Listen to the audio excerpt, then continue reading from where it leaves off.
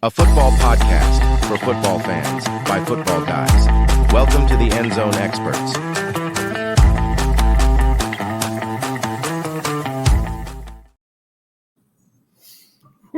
What up, dude?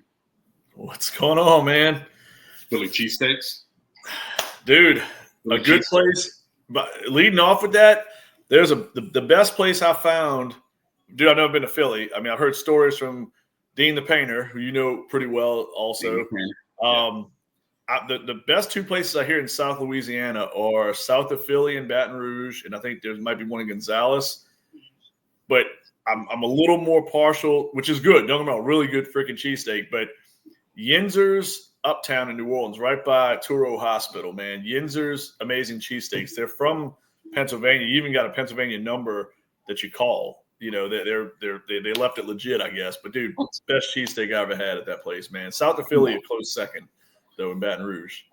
Dude, listen, too, no knock on Dean the Painter, but he's a Yankees fan. He is, man. He did tell me, he said, hey, dude, this is legit. He said, this is what you get in Philly. He said that Yinzer's and south of Philly is pretty damn – he said those could pass out in Philadelphia.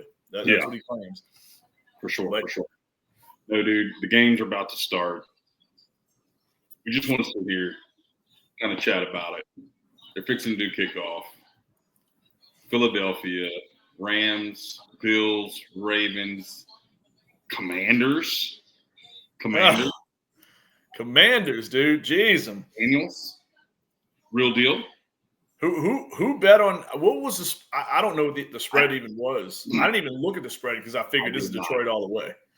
I didn't. I thought Detroit too, but I kind of had a feeling like Jaden Daniels was going to pull out something unstoppable in the fourth quarter, and he kind of pulled it out in all four quarters.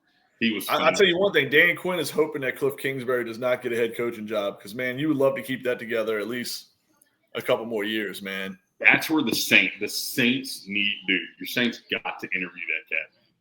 They interview Cliff Kingsbury. I know you might want to close your ears on this, but Cliff Kingsbury, Spencer Rattler, I think you see something different there, dude. I'm just saying. I don't know if it's Rattler, and it's funny because Rattler's still going to be the conversation that's on. The weirdest thing with chat boards was Rattler. If you go back to like middle of the season when he got those first three starts, it was like Rattler mania. I'm like, dude, I've never seen this much hype on a fifth round quarterback in my life who never threw an NFL pass. I don't think it was the quarterback. I think it was the starvation of a change is what I think people wanted in New Orleans. That's what I think. And we're going. I still go back to, like I said, 2 years of Derek Carr, and I'm like, well, a year and a half because, I mean, let's be real. He played, 10 games this year, was 5-5. Mm-hmm. I still say you should have been in the playoffs in 23. Like I said, if that Green Bay game didn't go south after Carr exited. And I'm looking at a guy that would have been 10-7 with that team. And I know woulda, shoulda, coulda. He ended up 9-8, but it really should have been 10-7. I mean, you blow a 17-point lead in the second half late. I mean, and it wasn't his fault. He was injured. He was done for the game. But I don't, like I said, I don't hate Carr. I think I still want to run Carr out there one more year, man. And that's, I don't know whoever the coach may be, man, but I don't know if Rattler's the guy. I mean, I'm not hating on Rattler, but I still, like I said, you know me, man. I'm thinking, hey, quarterback next two drafts, you're going to have to add one. Keep adding to that room and see who wins that battle. All I'm saying is let's get Cliff Kingsbury.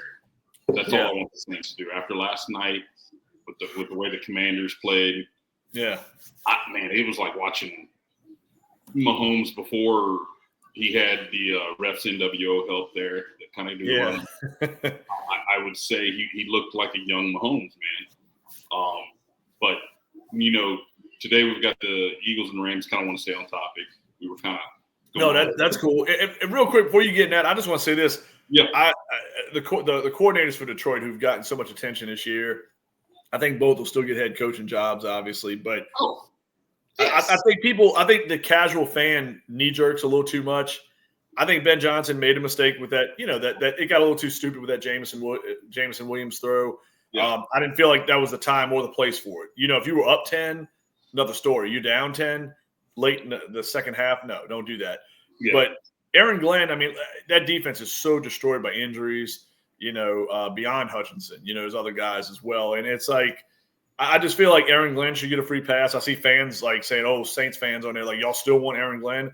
Dude, I would still welcome Aaron Glenn. Absolutely. One game isn't derailing me from the way I feel about a coach or a player. You know what I mean? So I think those guys still become coaches. But Kingsbury, like you said, he upped his stock last night. I mean, I don't know, man. If I'm New Orleans, I definitely want a guy like Kingsbury. Obviously, I'd say Ben Johnson too, but I think he ends up going to the Raiders. Aaron Glenn, obviously, will get a spot. I'm picking the Jets on that one. I don't know why. I just feel like the Jets.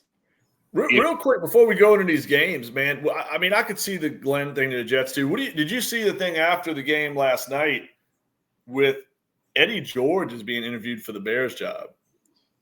I did see that. That's pretty weird. And for them to make that a segment, I mean, I know Eddie George is a Hall of Fame running back, a great career, but I'm like, man, isn't it? And he's been coaching at a small school, but I'm like, dude, don't you think that's weird that it gets the publicity at that moment? You know what I mean? I'm intrigued by it because I think, I love having a former player that was, it was like maybe, 10, 15 years down the road. Before, when he played, I always like kind of having a former player that was a stud like that come in and be a head coach. I think he'll be able to communicate a lot to that young team in Chicago. I don't love it, but I don't hate it. And I think the Bears are really trying to do their due diligence in finding the right head coach. Instead of going with like a little bit of what I call the old heads. And it feels like they've had these pushovers in Chicago. Like they haven't had a ballsy head coach maybe since and I say ballsy or like just, an intimidating presence since like maybe Lovie Smith for me. I don't know. Maybe I'm missing somebody. You know what I mean? But it feels like it's been a while. They've had these Mark Trestmans and, it's just been some odd guys in the past, that like, was it Mike Martz was there at one point and that was a disaster. Remember that? I mean, obviously with Eberflus, I mean, it's like, I don't know, man, maybe Eddie George, it's an out of left field move, but it's a name. And I think the players will have no choice but to respect that guy. I think he's going to be one of those that commands respect, Yeah. No, I don't know, man. What you thinking about this game today, though, man? Today, obviously the Eagles. I've got Jalen Hurts. I kind of put a little bet, just a small bet. Anytime touchdown for Jalen Hurts, anytime touchdown for Kyron Williams. I ultimately think the Eagles are going to win unless Stafford comes out and balls out. I don't see the range. I don't know, man. They just I'm iffy on Cooper Rush. Cooper Rush. Good Lord. Cup. Well, yes. I don't know why I said Cooper Rush. Jesus Louise. Close, man. Close. Yeah. Yes. 4-letter last names. Cooper, man. I'm a little 50-50 on him. Obviously, who is going to potentially be a problem, but I got to say the Eagles, hands down. I think it's just, I don't know. It's really their division. Speaking of the NFC, but I don't know. I kind of want to see the Eagles Commanders. That's my pick. Man, how about that? Huh? NFC rivalry, NFC East rivalry for many years, man. How do you think it's possible, man? I'm with you, dude. I don't want to discount the Rams, especially after what I saw last night, because I don't think many people pick Washington. Detroit's been like the I wouldn't even say Cinderella story. They were the favorites. I mean, they look like the most dominant team for most of the season for me. You know what I mean? And they did everything right late, to get that number one seed. They just had the injuries. But, I mean, I think Philly's a great team. I think Philly's been right up there with Detroit all year. But the Rams, something's to be said for those guys like Stafford and Kupp who won that Super Bowl, I don't know if the Rams have a decent defense. I love Jared Verse. The sack numbers weren't great this year, but his impact is beyond the sacks. I think he had maybe 5 sacks. But that dude, when I watch him, I'm impressed with him. I think he's one of the great, young edge guys in the league. But I'm with you, dude. I don't know, unless Stafford pulls a miracle. I mean, they're going to have to – it seems like they're going to have a lot of that yards after the catch, Kupp being crafty on his little out routes and his hitch routes, his option routes. And it seems like Nakua, they're good when they're dumping the ball off, and he's sometimes just taking guys on. He's a tough load to bring down. So to me, I can't see 15, 20-yard throws all game. I think it's going to be short stuff that's going to have to be, after the catch kind of deals for for the Rams. But Kyron Williams, dude, I mean, he's a big part of it as well. If they can't run the ball, the game's over. Yeah. I don't know, man. The Rams are kind of they've always been that way this season. They've been like an annoying team where they can sneak up on you and kind of beat you if you don't take them too seriously. But I don't know, man. It's the Eagles. It's just the Eagles right now. I just don't feel. Yeah, and we talk about hard environments. You talk about Arrowhead with you guys yesterday afternoon. Oh, Philly's brutal. That's what I'm saying. You're talking about Buffalo tonight, but Philadelphia right now in the weather, those fans, I mean. Dude, it's going to snow out there. I mean, the last game they played against the Packers, they literally got the guy fired from his company after he insulted that lady fan. Did you see that? Oh, bro. Check that out. Google that. Oh, wait. A Packers fan? So there was an Eagles fan at the game, obviously. And then there was a Packers fan. She was there with her boyfriend. And the Eagles fan was kind of like sitting above him. And he bent over and he was saying some really foul stuff to her. So he didn't realize, though, the girl's boyfriend is a Packers content creator. Oh, and he has a huge following. So he takes a picture and he blasts it all over Twitter. Man, I'm telling you, 4 days later, loses his job. They found the guy. The company fired him. He's banned from the Eagles stadium. Really? It was that bad. It was that bad. Oh, I gotta actually go find this dude because yes, he was saying bad, like calling her some bad things, stuff, like not too respectful. Not just talking about the game, but getting personal, basically. It's crazy because I saw on TikTok, God bless its back. I saw on TikTok that it was kind of a funny meme where the Eagles fans were saying, "Oh man, they're looking for an Eagles fan saying bad things," and he was kind of like acting worried. Like, yeah, he's got a picture of it. Like, oh, can I see it?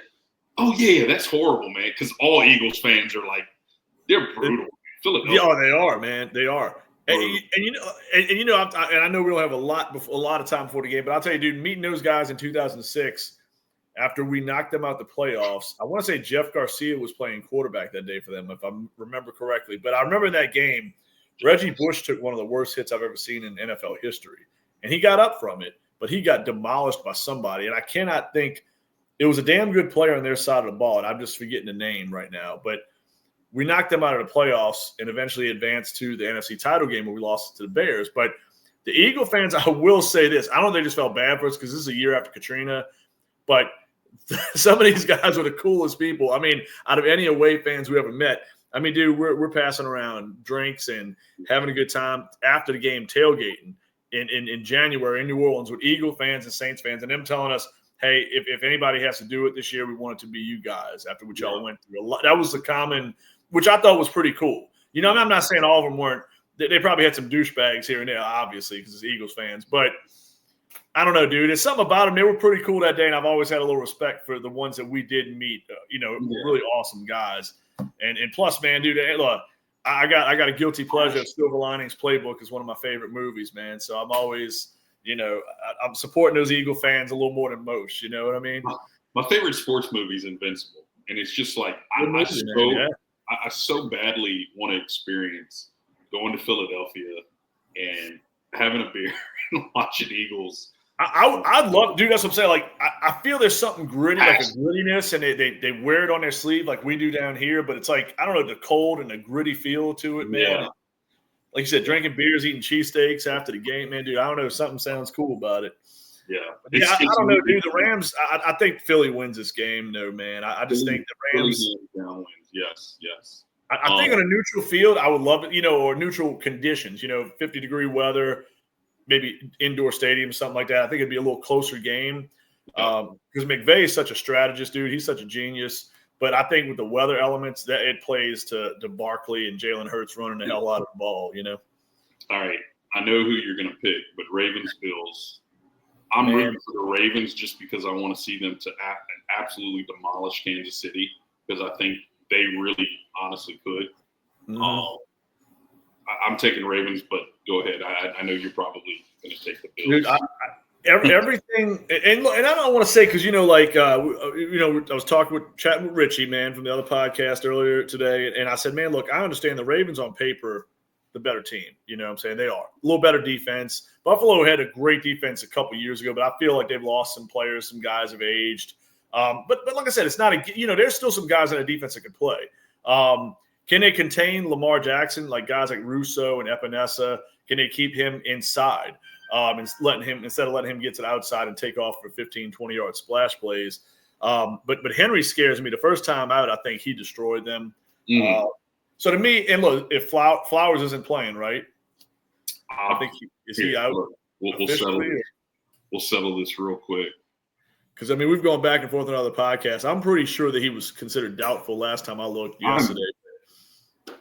And doubtful ain't too good, man. The day before, I don't think he practiced all week. But even that still, I mean, Derrick Henry and Lamar Jackson, it all comes down to them, man. You got to contain those numbers. You can't let them go for 200, 250 yards combined. So from Ian Rappaport, it says he's unlikely to play tonight against the Bills. And then I think that's a bigger loss than people are giving credit to. I think, I mean, don't you believe Sean McDermott? I don't think this is the best personnel he's worked with, but good defensive mind, there. And I think, I don't know, man. I think they can game plan. That crowd's going to be ruckus. It's going to be awful weather. I don't know, man. You can't let Derrick Henry go on a monumental game. I don't know, man. I just feel like Buffalo has this magic going right now, and I thought Detroit had the same thing. Yeah. Like I think Lamar Allen's so hard to beat at home. It reminds me of like Brett Favre in Green Bay. You know what I'm saying? That's the kind of vibe I get. I think it's gonna be a great game. I got total respect for both teams. I think my heart's a little more than my mind, though. It's supposed to snow. Yeah, it's supposed to snow out there. This is one of those ones you can't. With you guys and the game yesterday with you guys in Kansas City, there was no turnovers, right? No. But look at last night, the way turnovers impacted that game. Golf. Yeah, and you wouldn't have thought that. You wouldn't have thought that coming from the Commander's side, considering that Detroit has the better defense. Yeah, I mean, and to me, that might be the game tonight. To me, it feels like old school football. I mean, obviously, I don't know, man. We say the Ravens are more physical, but because Cook's a little more of a finesse back. He's got a little pop in his game too, but you got to consider Allen too, as far as a little power game there, but. I don't know, man. I think both teams are going to run the ball, try to obviously win with the run. Yeah. But, man, I just feel like a turnover, a key special teams play, it almost feels a little bit like with you guys in Kansas City, how the special teams was a factor. I think this game's going to be really close, but something's going to break it open. I don't think it's going to be a total dominant effort on either side. I think both quarterbacks are going to show up. I think Lamar is going to be the X factor. I really do. He might, man. Yeah. And, I mean, I'll say this. I think whoever wins this game, this feels like that Kansas City Buffalo game, that epic game from a couple years back. I think whoever wins this is like your front runner for the Super Bowl. I really believe. I think Kansas City, I think it ends for them next week. I think they've been dodging a lot of bullets this year. I think at some point it's going to catch up to them. I think the league, like, I love the fact that your players in Houston did what they did. They brought attention to the situation. Because, dude, I have all the respect for the Chiefs. I'm not a Chiefs hater. They have a great dynasty. They're some tremendous players, great coaching staff. But the league can't give them these gift-wrap calls either. Mahomes is too damn good to get extra first downs. You know what I'm saying? To be bailed out of what should have been a punting situation and then put 15 yards on it and continue a drive. You know what I mean? Yeah. No, so I think you guys did a good job of bringing awareness to it. Now, I think it runs out next week. I think they're going to – I just think it's been hard to win the way that they've been doing it for so long. You know what I mean? They don't have that explosion factor anymore to me. Yeah, I think they've lost a lot. Rashid Rice. I don't think they've ever done. I don't want to say justice, but they've never filled that gap from Tyreek Hill. Right. They really don't have to, in a sense, just because Mahomes is that good. Yeah. But whoa, Jalen Hurts, dude. Starting? Bro, he just already 40-yard touchdown, dude. Did he really? Yes, he did, bro. Like right through. Who was it? Who was the receiver here? No, it was Jalen Hurts, dude. He ran. Oh. It was about a 50. Oh, he ran for 40 yards? Oh. He ran 40 yards touchdown, dude. Hey, that's a big statement early. That was play calling, dude. They meant to run that ball. Yeah. With Hurts. It was not a design run. Yeah. It was designed. Hey, good luck, Rams, man. That's if it starts that way, all I can say is good luck. This might be a game where you start doing some shit around the house. I mean, look, I don't want to say things can happen, but I don't know, man. It might be a get chores done and just get ready for the big one tonight, man. I don't know. Hopefully they give us something to watch. They missed the extra point. It's 6. Oh shit! There you. I don't know what it is, dude, about that. It feels like you get off to a good start, but if you miss that damn extra point, it feels like it's going to haunt you at some point. You know, I mean, sometimes it doesn't, you know, but it just it's a certain vibe about it, man. But yeah, Jalen Hurts, dude. I mean, I don't know. I was talking to old Richard about that earlier too. I said, man, at this point, I don't know, man. Jalen Hurts must have heard me. I said, I got Jaden Daniels over Hurts right now. I don't disagree with that at all. I think Jaden Daniels looks, when he passes, man, he looks so effortless. He's graceful. Yeah, he's it's just me. Jalen Hurts has always looked like kind of a, I don't want to say he's a bad passer, but he just doesn't look very fluent. I would definitely not put him in a category of top 10 or 12 passers in this league. But Jaden Daniels, I mean, he's just dropping dimes from 20 yards away. He's, you know. You're talking about Jaden Daniels? No, Jalen. I'm talking about. I mean, Jalen Hurts to me is not very graceful. I'm watching Daniels last night drop. Yeah. I'm watching him throw lasers. And me and Fantasy Jesus had a discrepancy about this last night. He's a little bit he's more bearish on Jaden Daniels. I don't know. I thought he was good, but I think he's going to the great level. You know what I mean? He's when you've done what you've done, I'm putting him on the next tier now. I'm putting him in that top 5 area. What I did with CJ Stroud last offseason, I think Jaden Daniels is this year's version of that. I think Jaden Daniels obviously his rookie season was phenomenal. Yeah. What he's doing now in the playoffs against like if that were the Texans against the Lions, I'd rather take the Lions, just considering what we did to them earlier in the season over the Chiefs. But what you see with Jaden and how he 40 freaking points, dude. And all you're doing it with is Austin Eckler, who's north of, if he's not 30, north of 30. Yeah. Terry McLaurin, who's knocking on the door of 30. Zach Ertz, who's I know well above 30. Yeah. Noah Brown is your wide receiver too. Yeah. I mean, they definitely and that's a combination. I mean, it's all Jaden Daniels. I mean, really, Terry McLaurin's a good player. I think Daniels has elevated him to another level, you know, but Zach Ertz, Ertz just keeps doing it, man. You know what I'm saying? I mean, that's look, it's funny. Fantasy Jesus and I had a conversation. Is Zach Ertz going to be a guy when all's said and done, you look at him and say potential Hall of Famer or what? Damn. You know, I never really hard one, man. It's really like we were just talking about that last night. And I said, damn, it's not an easy answer on that. Because at one point for 3-4 years, he was one of the elite tight ends in this league. But he's always, it feels like he's going to go away because he had those injuries. And then he comes back and he has a few nice seasons late in his career, you know. I mean, I'd like to see where his numbers rank when all's said and done, you know, an all-time tight end list. I'm going to say no. Yeah. Not like, is it like the Hall of really good? That's what I'm saying. Like, that's kind of where I'm probably at with him. Yeah, I don't think he's like a Tony Gonzalez, Antonio Gates, right? Chelsea, of course, Sharp or somebody. Yeah, yeah. I don't know if Ertz is that guy. Yeah, but I think he's really good. I mean, like dependable. He's solid, but I think he's like just below those guys. I think he just kind of misses it. Yeah. It's going to be really hard for him to get in. As long as it took Andre Johnson of the Texans to get in. And Andre Johnson. They're making it tougher on these guys, man. They're making it tougher. Man. It's really, really hard to get in.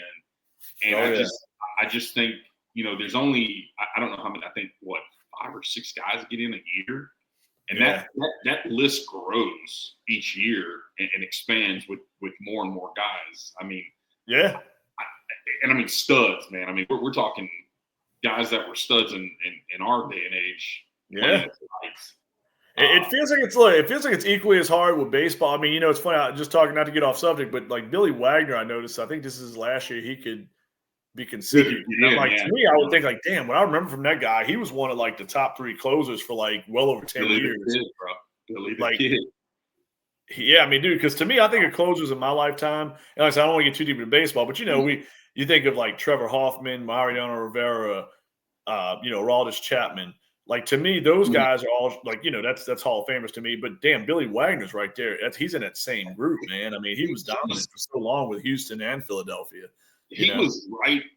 Yeah, he was up there, man. He was solid. I remember when they drafted him. With this, I was obviously super young, but I did get a chance to watch him play a little bit with the Astros, and he was phenomenal, man. Billy the Kid. I mean, lefty closer, man. You don't see it. Like, there's not a lot of dominant lefty closers. And we are going way into right field, no pun intended, but it's crazy because it's like him going up against guys like Ichiro. I mean, come on, dude. Ichiro's – you see what I'm saying? It's unfair. Yeah, I mean, Ichiro's a lock. Here. Yeah, it's like really hard because some of those guys do deserve to get in. But then, here's Zach Ertz. Like, he's really good, but then it's Zach Ertz, and you've got to choose between him and Julius Peppers. Yeah, and that's it. Yeah, I mean, you got to take – you know what I'm saying? And it's like, okay, well, now it's Zach Ertz. You didn't get in this year, but next year it's you, and now it's against guys like J.J. Watt. Yeah. I mean, it's like it's going to get harder and harder, man. That's the – I mean – But yeah, dude, I don't know, man. So I'm assuming the Rams have the ball. I got to actually switch it over, man. I'm sitting here. I don't even know what the hell we had on the living room TV in here, but I got to switch it over. Like I said, my excitement level for this game, look, it's a playoff game, but it's not.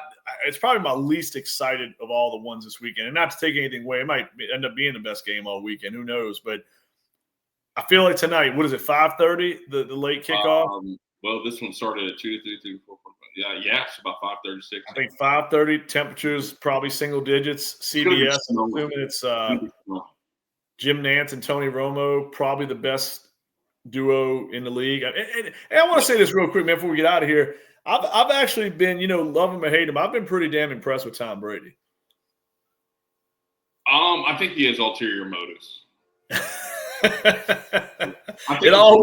But it's like, damn, is this son of a bitch good at everything he does? I mean, because look, dude, as much as we love Drew, it didn't go great. I didn't think he was the worst guy. I think some people were hard on Drew. He just didn't have the flow at that time.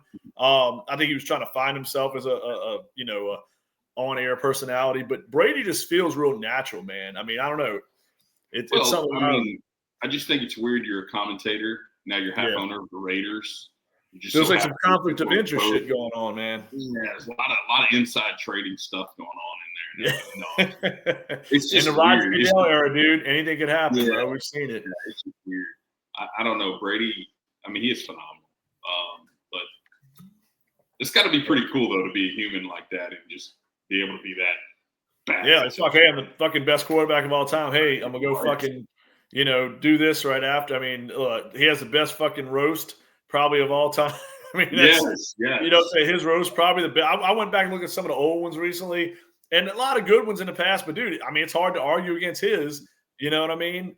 Yeah. And he's really like, you almost, a lot of fans probably hoping this dude would fail as an announcer and say, oh, I hope he sucks and we want to make fun of him. But he's pretty damn good. He's pretty on point. He's very similar to Romo. Romo was a guy we hated Romo because he's with the Cowboys. But then he gets on there and he's calling plays that's about to happen. Same what Brady does. These guys are quarterbacks. They get it. But it's like they handle it well, man. They give you a lot of insight to the game, and they're really fluent and good at what they do, man. But just imagine, just for us everyday average humans, maybe sometimes in life, even though we're 7th-round draft picks and whatever we do, there is still chance and dreams and opportunities that can come from it. So – Kyron Williams, dude, that was a run right there. That was kind of he's wrecking. He got about a 20, 30-yard pop right there. I'll tell you that's a dude I take kind of an L on. I really thought he'd be kind of a one-year wonder. But for everybody in Dynasty that drafted, what's his name, Corum? Oh, Blake Corum, yeah. From Michigan, yeah.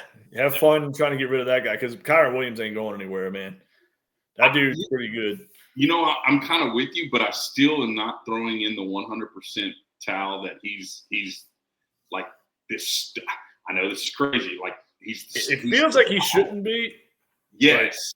It's like he's got more of a power than what he looks like. I mean, he's a little bit of a thumper, man, and he's But he's swift now too. That's what I'm saying. He's got some things in his game. That's what I'm saying. He doesn't look like he's going to have maybe the burst he has or the pop, when he runs. But, I mean, the dude, he bounces off people. He can take off. He accelerates. I mean, dude, he's pretty nasty, man. I mean, that offense, dude, I mean, I don't know. Today I took bets on – I didn't want to take the obvious ones because, dude, I think Barkley's over-under was like 111 yards, if I'm not mistaken, for a fucking over-under. You know what I mean? That's impossible to take, dude. I took like Dallas Goedert over I think it was like 36 yards. I took Cooper Kupp. I went with two of the veterans. I said, man, you just gotta. I don't know, man. Some of the prop bets are hard right now, man. They're really putting the star players up there, man. But I mean, 110 yards for Barkley in this game, I could probably see it. Yeah, I could probably. I thought that was exceptionally high, man. I don't think I've ever seen. I'm not a world class bettor. I kind of do it casually for fun, here and there, a few bucks here and there, whatever. But I thought that was really high. I don't think I've ever seen a number that high. What is a world-class bettor, though? I don't know, man. Dancing Bear. I don't know, man. He thinks he is. He has his 15-man parlays that,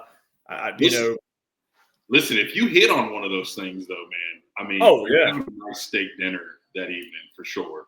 Well, I screwed up yesterday. Pacheco screwed me. I had a few things in y'all's game that I had. I know, like Kelsey, I had him with the yards because I feel like he's the option.